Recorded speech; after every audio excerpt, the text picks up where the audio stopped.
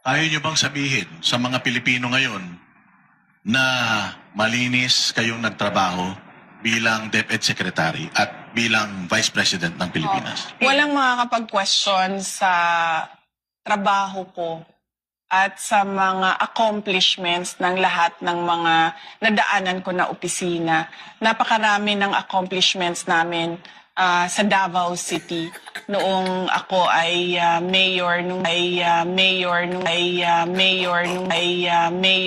2016 hanggang nung 2022. In fact, kahit noong 2010 to 2013. Makikita 'yon sa mga awards na nakuha. So, ayan na nga guys. Ayan yung nag-bar exam na naka 80%. Mali kasi yung tanong. Tama yung sagot, mali yung tanong.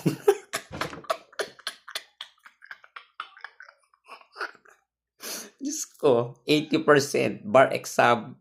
Isang take lang.